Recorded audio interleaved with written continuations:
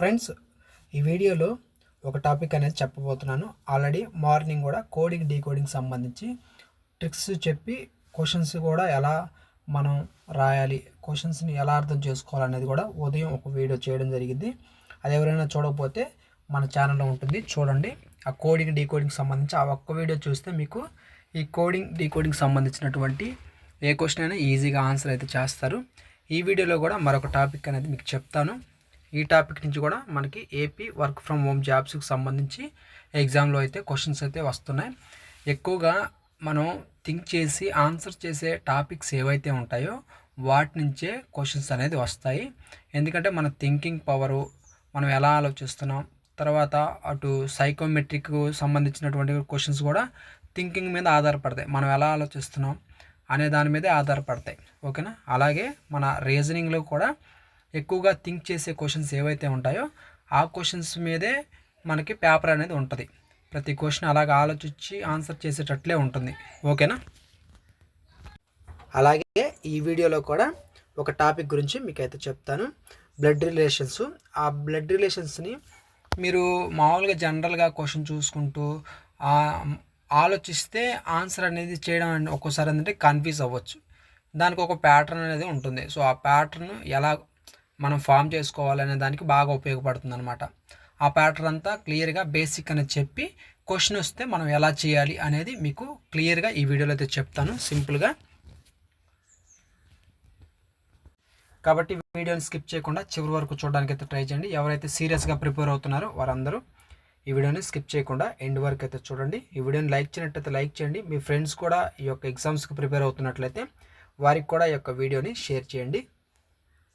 Okay, ముందుగా blood relations సంబంధించి మనం ఒక క్వశ్చన్ వస్తే దాన్ని ఎలా ఫామ్ చేయాలి అనేది మనం తెలుసుకోవాలంటే ముందు తండ్రికి కుమారుడికి, తండ్రికి తల్లికి, తండ్రి యొక్క తండ్రికి ఈ రిలేషన్స్ని మనం ఎలా రాసుకోవాలి, ఎలా ఫామ్ చేసుకోవాలి అనేది అయితే తెలియాలి.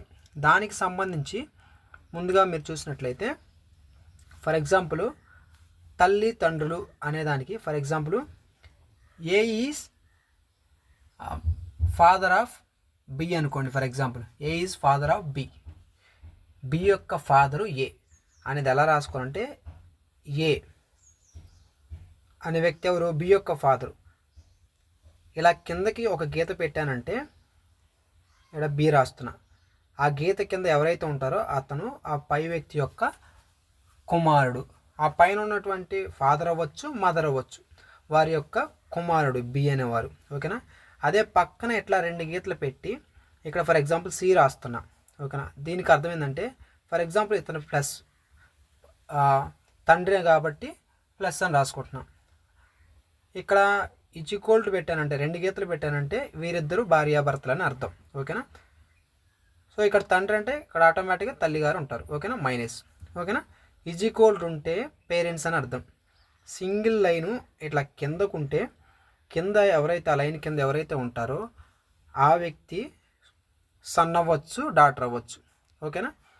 ఒకవేళ ఇదే గిర దీనికి పక్కన సింగిల్ గిర ఉందనుకోండి, ఓకేనా. సింగిల్ ఒక లైన్ ఉంటే లైన్ ఉండి దాని పక్కనే ఫర్ ఎగ్జాంపుల్ డి అనుకుంటున్నా. ఇలా ఉంటే వీళ్ళిద్దరూ బ్రదర్స్ అవ్వచ్చు, సిస్టర్స్ అవ్వచ్చు, బ్రదర్ అండ్ సిస్టర్ అయినా అవ్వచ్చు, సిస్టర్ అండ్ బ్రదర్ అయినా అవ్వచ్చు, ఓకేనా. ఇలా 2 లైన్స్ అడ్డంగా ఉంటే పేరెంట్స్ అని గుర్తుపెట్టుకోండి. ఇట్లా పైనుంచి కిందకి ఉంటే లైను తండ్రి కొడుకులు, తల్లి కొడుకు, తల్లి కుమార్తె, ఇట్లా రిలేషన్ ఉన్నట్టు గుర్తుపెట్టుకోండి. అడ్డంగా ఉందనుకోండి, ఇక్కడ ఒక పర్సన్ ఇక్కడ ఒక పర్సన్, ఇట్లా అడ్డంగా గీత ఉంటే అది బ్రదర్ అండ్ సిస్టర్ రిలేషన్ అని గుర్తుపెట్టుకోండి. ఈ 3 గుర్తుపెట్టుకోండి. ఇంకా మిగిలిన ఆట అంతా ఇంక ఈ 3 మీద నడుస్తూ ఉంటుంది, ఓకేనా. అది ఒక క్వశ్చన్ తీసుకొని మీకు క్లియర్గా ఎక్స్ప్లెయిన్ చేస్తే అర్థమవుతుంది. చూపిస్తాను చూడండి. ఓకే, ఈ క్వశ్చన్ చూడండి. ఫస్ట్ ఆఫ్ ఆల్ ఇక్కడ చూడండి, C is the father of A అంటే ఏ యొక్క ఫాదర్ సి, ఓకేనా. సి ఇక్కడ రాసుకున్నాను, ఏ యొక్క ఫాదర్ కాబట్టి ఏ ఇక్కడ రాసుకుంటున్నాను. ఇతను ఎవరి సన్ను, సి యొక్క సన్ను, ఓకేనా. టైం ఎక్కువ వేస్ట్ అవ్వకూడదని ముందే మొత్తం ఫామ్ చేసి పెట్టాను, మీకు నీట్గా చెప్తా చూడండి. C is the father of A, A యొక్క ఫాదరు సి. కాబట్టి పైనుంచి నిలువు గీత ఒకటి గీసుకున్నాను. తర్వాత ఏ ఈజ్ ది హస్బెండ్ ఆఫ్ ఈ. పేరెంట్స్ అంటే భార్యాభర్తల రిలేషన్కి ఈజ్ ఈక్వల్ టు ఉండాలని చెప్పి ఈజ్ ఈక్వల్ టు 2 లైన్స్ అడ్డంగా. అప్పుడు A is the husband of E. A plus husband కాబట్టి ఆటోమేటిక్గా మైనస్ భార్య. Next question B is the brother of A. Brothers రిలేషన్కి ఏమని చెప్పా, అడ్డంగా సింగిల్ గీత. అదే డబల్ లైన్స్ ఉంటే అడ్డంగా పేరెంట్స్కి సింబల్, అది భార్యాభర్తలకు మధ్య రిలేషన్. అదే అడ్డంగా సింగిల్ లైన్ ఉంటే బ్రదర్ ఆర్ సిస్టర్స్కి రిలేషన్. ఇక్కడ ఏమన్నారు, B is the brother of A. A యొక్క బ్రదర్ బి కాబట్టి ఇట్లా గీత, ఒక అడ్డం గీత. ఈ రిలేషన్ దీనికి అర్థం ఏంటంటే B is the brother of A అని అర్థం. తర్వాత D is the daughter of A. D అనేవాళ్ళు ఏ యొక్క డాటర్, ఓకేనా, ఏ యొక్క డాటర్ కాబట్టి ఇక్కడ సి యొక్క సన్ను ఏ, ఏ యొక్క డాటరు డి, ఓకేనా, కింద గీత. డి ఎవరు, ఏ యొక్క కూతురు. తర్వాత F is the son of ఈ.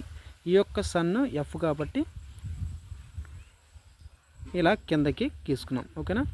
ఇది రిలేషన్. క్వశ్చన్స్ ఇలా చేయాలి.